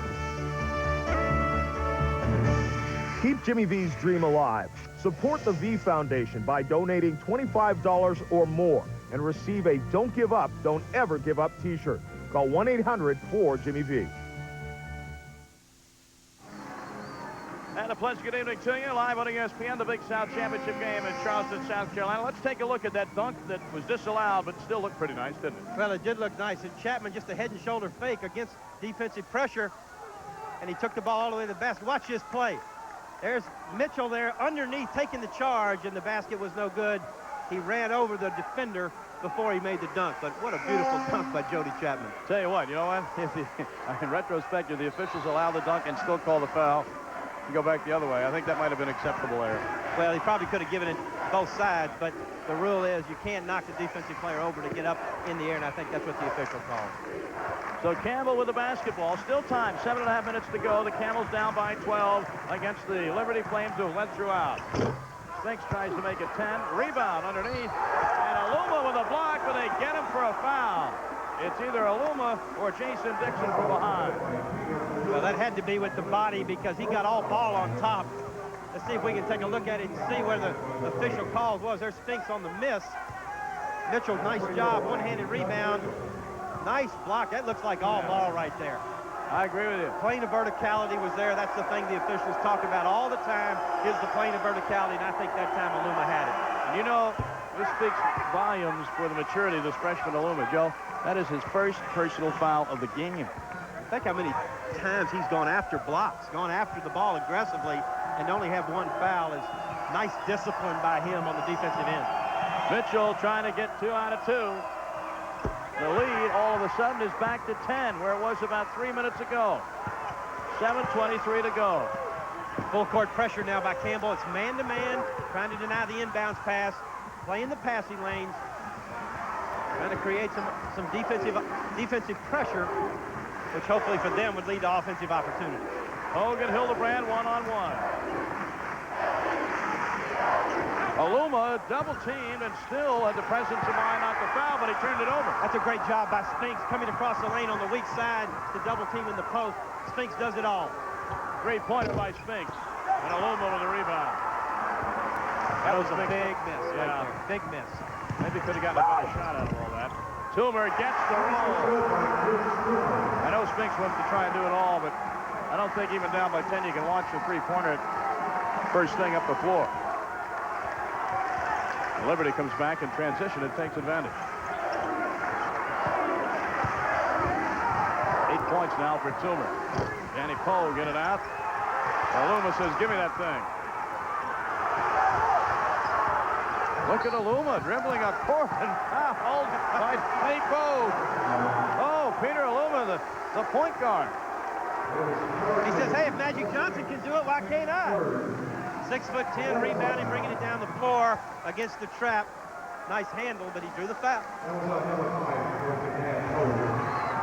And that is the 17th foul on Campbell, so Luma will go to the foul line. Luma on the year, 57.5%. He has scored over his season's average in this evening's game. Luma really has a chance, Tom, to be a great player before he leaves here at Liberty. Young guy, just really coming into his own as a player, learning how to play the game, and the coaching staff over there at Liberty, Jeff Meyer and Mark Miller, Randy Dunton, have done a nice job bringing him along this season. He's got a legitimate Division I body, and before he's done there, he'll have legitimate Division I skills, and he can be a force in this conference. No doubt about that. Liberty up on 14.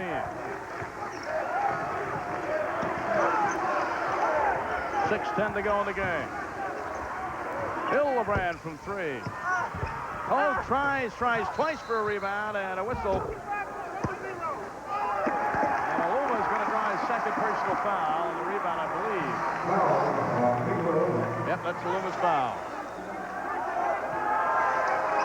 And a one-on-one situation now for Campbell. Second personal on Big Aluma. Well, let's take a look at it right here on the long three-pointer. Aluma, nice job of blocking out, getting position, but he comes over the back right there on Mitchell, and that's where the official calls the foul. So Doug Mitchell, he'll be in the spotlight now. 75% free throw shooter is Mitchell.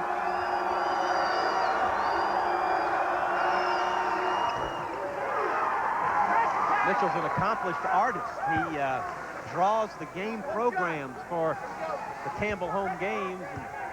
And they like his artistic maneuvers. Fighting Camels, Bowie's Creek, North Carolina, outside Raleigh. No stoplights in the town, and the smallest Division I gym in America. 1,050, thank you. And the oldest summer basketball camp in the nation was started in Bowie's Creek, North Carolina in 1954 by Fred McCall and Bones McKinney. Oh, Bones McKinney. A name out of the past. Former analyst, long time of the ACC telecast. And here's a steal by Campbell. They're down by 12 with the ball. And a foul they're going to call on Hildebrand. Jared Harrison was winging his way toward the hoop. Hildebrand tried to steal, do the foul. Well, a great job that time off the steal. Slippery Harrison right there, taking the ball to the basket. Hildebrand a little bit over-aggressive on the defensive play, drew the foul. So Hildebrand is on the foul line now for Campbell. These free throws are going to be so important for the Camels as they try and make up this deficit. Chapman comes back in for Liberty. And the key right here for Campbell is they get a chance to score points with the clock stopped, and that's one of the key ways they'll have to try to find to come back in this ball game. Deficit again down to 10, Joe. They've never gotten into single digits here in the second half. Not yet. Still working on their full court pressure. They're in a 1-2-1-1 zone trap, trapping the ball. Good job of beating the trap by Liberty, getting the ball to the weak side of the court. Eric Fonthoven, Ian Pogue will have their individual battle.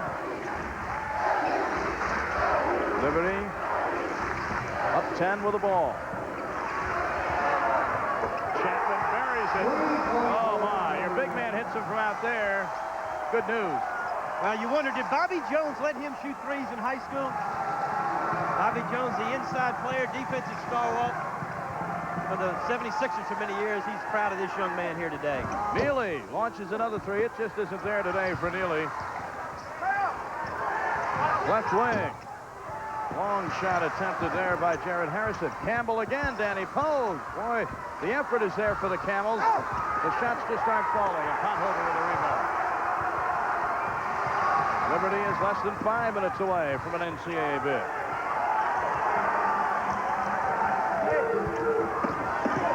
Jeff Meyer telling him to slow it down, run some offense. Unless you get a shot for the low block like that. Shot didn't go, but Toomer drew the foul. Well, the inside game has been there all day for Liberty. Aluma, Jason Dixon, Jody Chapman have been open in the lane. Here they are again, off-ball reversal.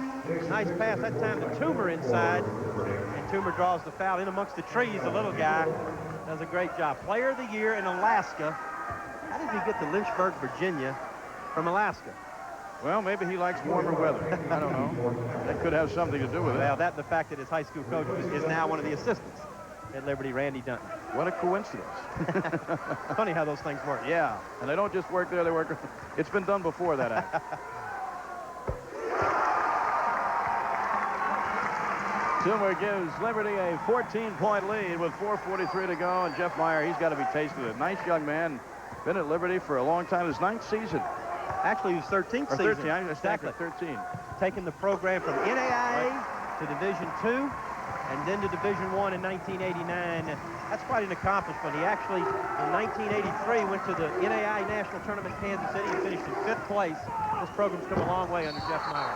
Spinks' shot was no good originally, but goaltending on the rebound by Jason Dixon, so credit the basket. That was rather obvious. Well, every time Spinks gets the ball inside, there's 3 blue shirts converging on him. That time, Dixon tries to get the block, but he's a little bit late. They called the goaltender. So the lead is 13 with 4.5 to go, and full court pressure now by Campbell. Liberty does a good job breaking it easily. Jeff Meyer calling circle, meaning let's run some offense, get in your motion, and be patient. If you're Campbell, when do you start to foul on every possession now? Well, I think they're trying to do that right now. And a whistle, something illegal detected by the official in the lane. Underneath the basket, Jody Chapman standing there in disbelief. He's called for blocking out in the low post, trying to get position on the offensive end. And that is the 5th personal foul on Jody Chapman. He will have to take a seat. 10 points in the ball game. He isn't leaving yet, but he'll be asked to leave shortly. The scoreboard is saying it's his 5th anyway. I think it is his 5th foul. Jeff Meyer has 30 seconds to get a substitute in. Let's see if we can see what the official call right here. There you see him reaching his arms back behind Chapman and then backing in, trying to get position, and they called him for backing in and actually putting his hands behind him on the post-up. Maybe, Joe, was something he said. I've seen harder fouls than that, but Chapman will have a seat.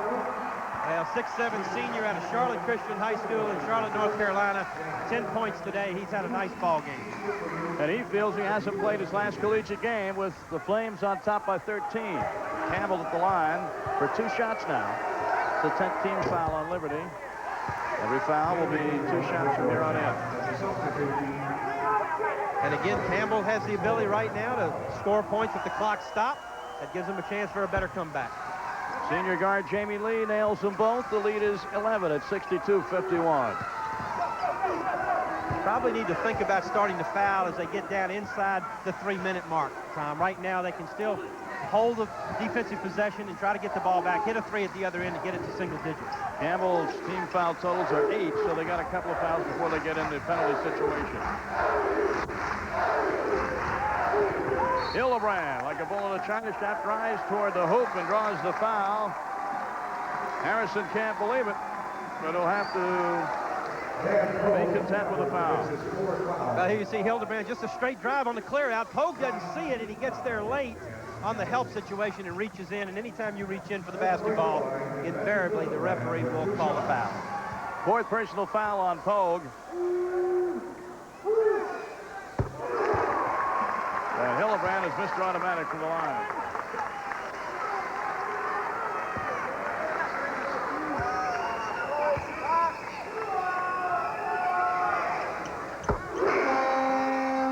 Timeout on the floor, 3:51 to go in the Big South Championship game. And it's beginning to look like Liberty may be headed to the big dance.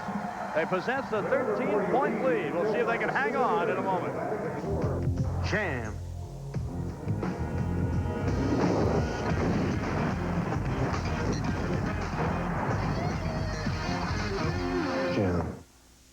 You know, I was the first one in my family to even go to college. It was a nice thing, which is cool because now I can give back what I learned. And, you know, the brothers see me, maybe they'll want to do the right thing for themselves. I just think there's a lot of happening things in the world when you stop giving in.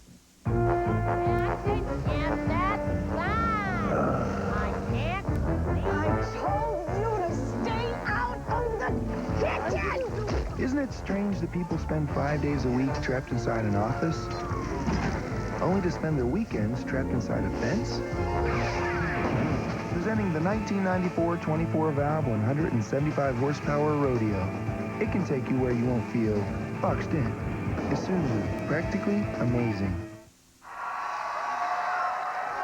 Well, championship week continues on Thursday with the ACC playing game. NC State Clemson, followed by the Atlantic 10 Conference Championship at 9:30 Eastern Time Thursday night. Friday, wow, we got hoops for you on Friday. Full court pressing you. The ACC quarterfinal, Maryland and Virginia. Then Duke against the Clemson NC State winner. The Patriot League final from Navy as the midshipmen host the Colgate Red Raiders at 4:30.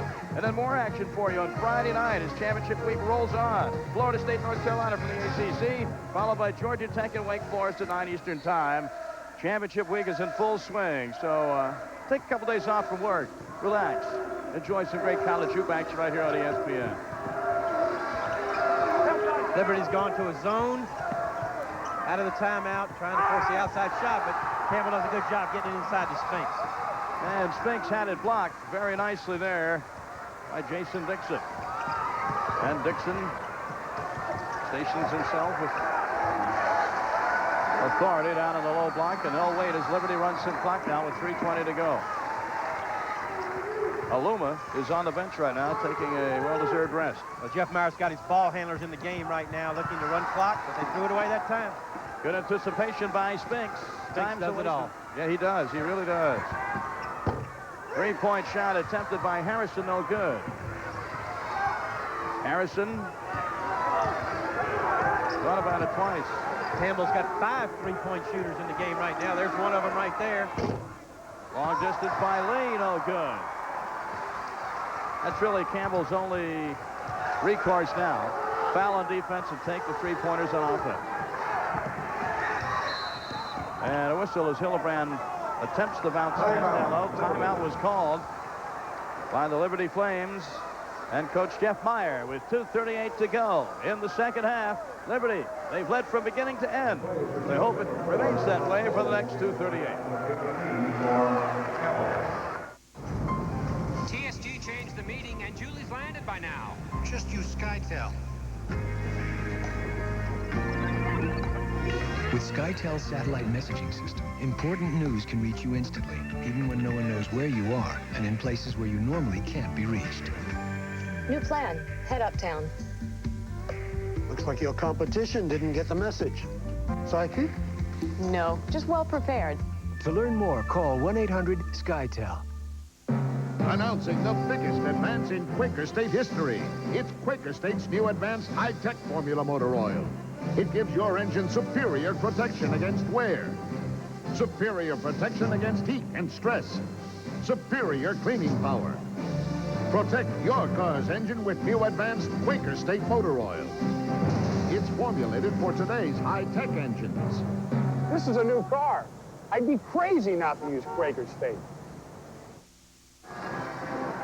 Welcome back to the North Charleston Coliseum in Charleston, South Carolina. With Joe Dean, I'm Tom Means. There's our score. Now we're going to take a look at some of the ways that it got to be a 13-point lead for Liberty. Well, Liberty right there, as you can see, Matt Hildebrand's come to life in the second half with 9 points. Done a nice job, excellent floor game running his team. And Billy Lee's second half technical foul midway through, and Campbell had cut the lead to 10 points. Is obviously a key play. Well, Campbell had the ball, was down by 10. They had momentum going their way. They had to feel good about the way things were going, and what they felt was a bad call, followed by the technical foul. All of a sudden, instead of down by 10, the 2 foul shots plus a 3-point play, they're down by 15 before they ever get the ball back. That had to kill them. Really did. It was a 5-point turnaround, and it just put them in a situation where they had to get away from their game plan and go to a scrambling type game of pressing, fouling, shooting 3-point shots.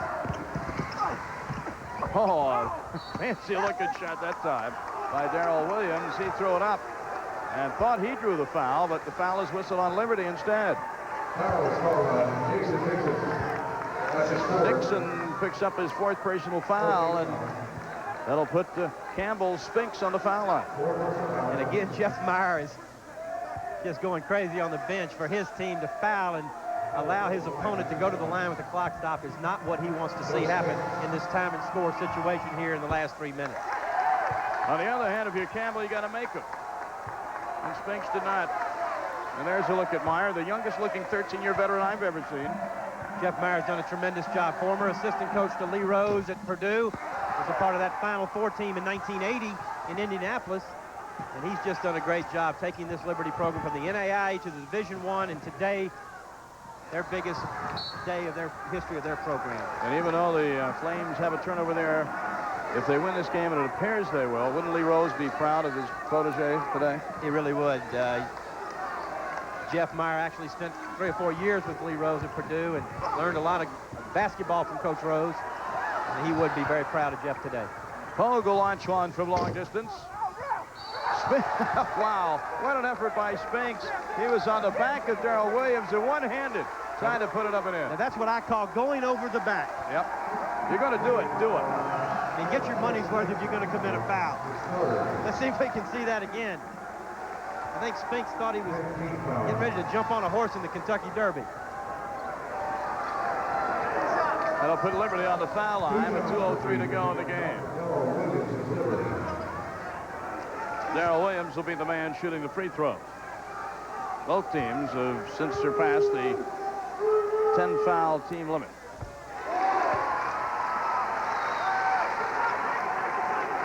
Darrell Williams and Jason Dixon, the 2 guys from East Wyoming Community College out in the state of Wyoming. 2 guys that show that junior college recruiting can pay off and help a team turn himself around in a year. Under 2 minutes to play now. Liberty in control. Neely launches one and finally gets one to go. But it's a 2-pointer, not the 3 that his team needed.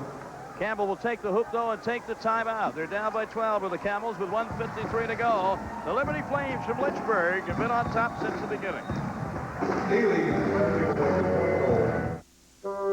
As soon as a State Farm customer calls with a claim, I'm right on the phone to our claims center. We work as partners. Nancy gives me the information, then I contact our customer. We've settled hundreds of claims together. John's attitude is... You got to be quick, and you've got to be fair. Quick and fair. At State Farm, teamwork is what it's all about. We make a great team. And like a good neighbor, State Farm is there.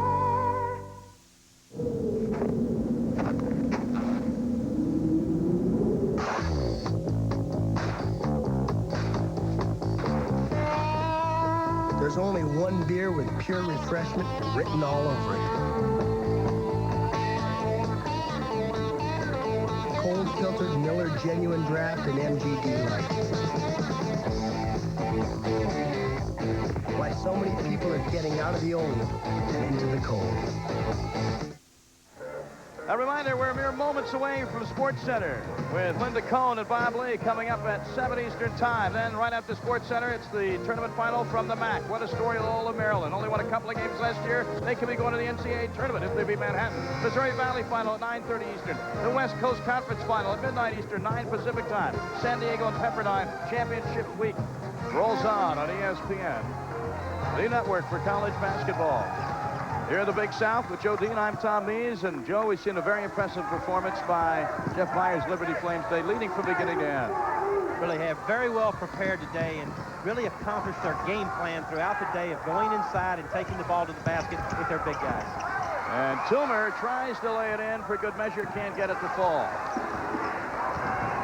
Minute and a half to go. Down by 12, Shalon Hill thought about launching a 3, but put it on the floor too soon.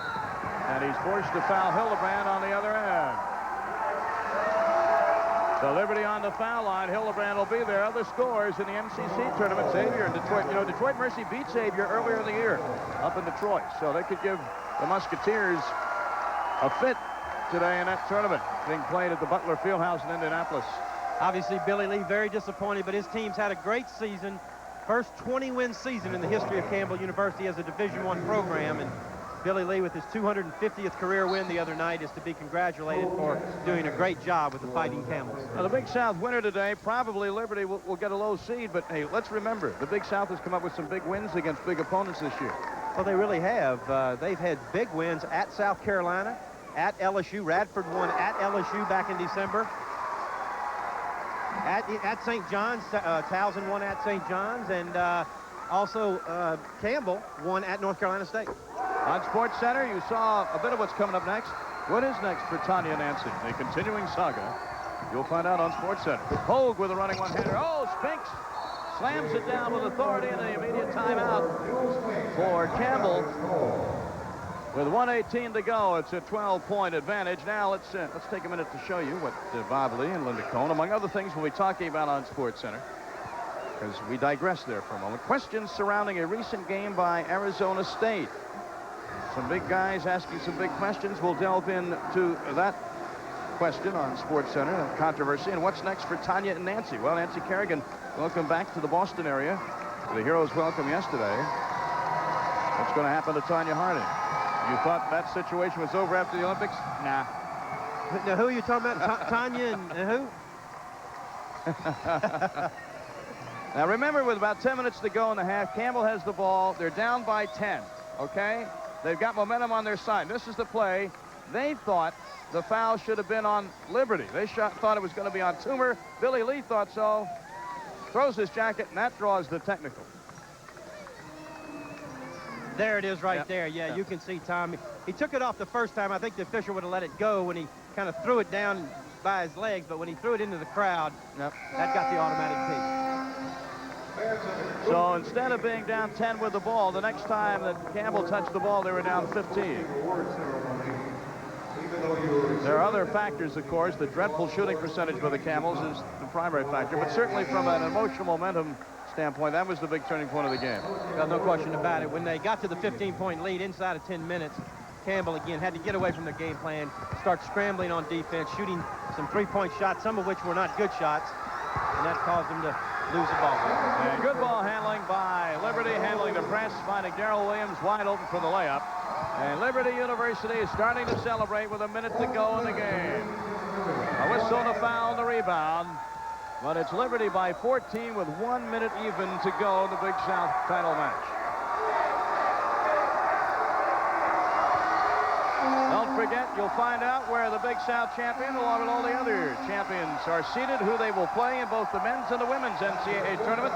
Women's selection show, 12:30 Eastern time on Sunday afternoon. That's 9:30 for you folks on the West Coast in the morning.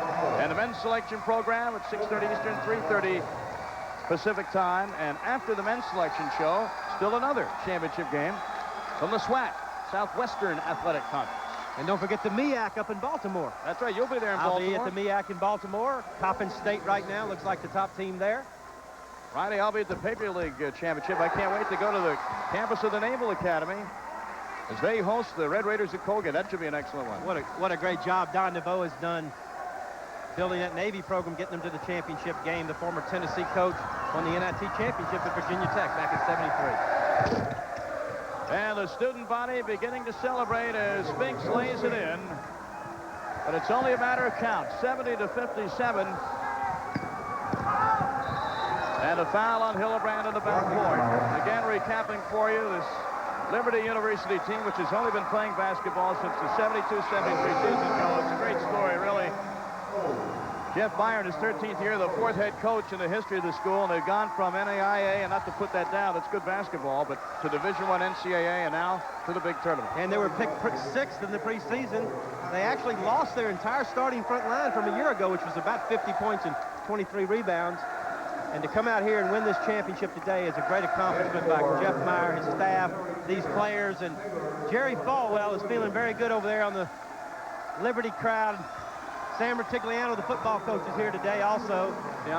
And let's take our hat off to these Liberty students and fans. They drove down here from Lynchburg, Virginia today, and they played a big part in this big, big win for Liberty University. Dr. Falwell said after Liberty was winning its way into the final, any students who show up, drive down here, attend the game, support the team, you bring a ticket stub back to campus, we'll allow you to cut class for one day if you turn in your stub. Well, a lot of them thought that was a pretty good deal, and they're here. I would have taken that deal. Free chance to watch a little college basketball, especially if it's your own team. But is today the day that you're supposed to cut? See, he's going to get a hard time if that's the case. Of course, there are those of us who remember our college days when we didn't need any inducement not to go to class. But well, that's another story another day. Speak for yourself. I certainly did. I just did. Zach Livers off the bench for Campbell. Throws up a three. The freshman delivers. And another timeout or another whistle blown with 43.4 seconds to go. It's a 12-point lead, and Campbell fouling immediately.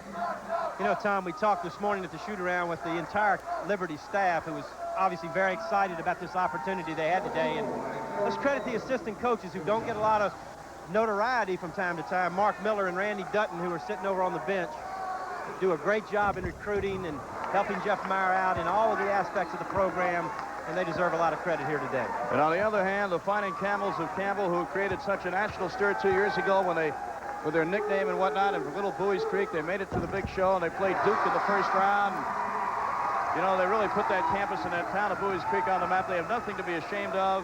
12-15 a year ago, 20-8 this year. They've had an excellent season, and the Campbell Camels going on to the Trans-America Conference next year. But here is Liberty, and it could be death for Campbell as Brett Anthony jams it down. Brett Anthony, the senior from Haines City, Florida, says, I'm going to get a dunk in my last regular season game. Only a matter of count now. 20 seconds and counting. And the ball knocked out of bounds. The officials still trying to decide who gets it.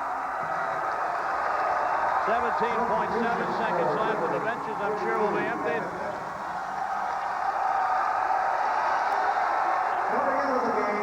And on the Liberty sidelines, they know they are going to the 64-team tournament. Great young man right there, Matt Hildebrand, deserves everything he's gotten today. And a whistle before the layup is put in. 15.7 seconds to go. Look at Detroit Mercy. Pete Gill and Xavier team down by 5 early. But it's very early. Xavier feels they have to win that tournament to really lock up a shot at getting to the NCAA tournament, even though they'll have 20 or so wins because there's no automatic bid. And there's Billy Lee. What a good job he's done this year at Campbell. He really has. His assistants over there, Joel Haskins, one of his assistants with him, does a great job in recruiting, and they've had a great year, just didn't have enough today. Linda Cohn and Bob Lee standing by with Sports Center right after we're through here in Charleston. Andre King lays one in for the Fighting Camels, and that could be the final basket of the game. Liberty's in a hurry. Campbell's not going to foul, and congratulations to the Flames of Liberty. They're going to the NCAA tournament. Big South champions from Lynchburg, Virginia. Watch the celebration.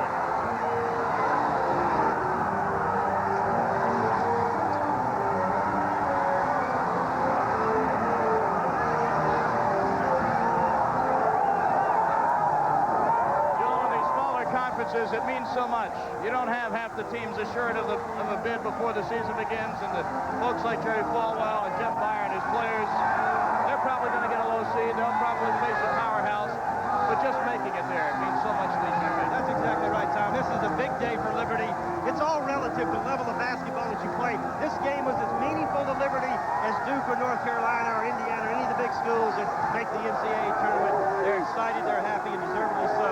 They played a great ball game here today in Charleston. Jeff Meyer did a good job. Peter Aluma was outstanding. Joe Dean, so are you. I enjoyed working with you. We'll see you around. Same here, Tom. Thanks. For Joe Dean, I'm Tom Mees. Sports Center follows immediately. The Flames of Liberty win it 76-62. They're going to the tournament. Linda Cohn and Bob Lee are next on Sports Center. Goodbye, everyone.